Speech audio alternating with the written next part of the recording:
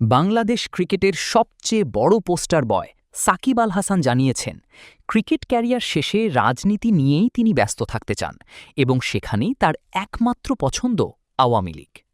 সাবেক টাইগার অধিনায়ক ও আওয়ামী লীগের সাবেক সাংসদ জানান, দল পরিবর্তনের কোনো ইচ্ছেও তার নেই এবং সেটি কখনোই ছিল না। তিনি বিশ্বাস করেন, দেশে আওয়ামী রাজনীতি এখন নিষিদ্ধ হলেও সবসময় থাকবে না।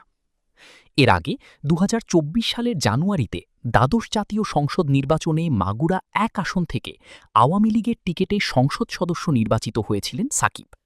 তবে সেই বছরের ৫ আগস্ট সরকার পতনের সময় তিনি পরিবারের সঙ্গে ছিলেন যুক্তরাষ্ট্রে এবং এরপর আর দেশে ফিরতে পারেননি।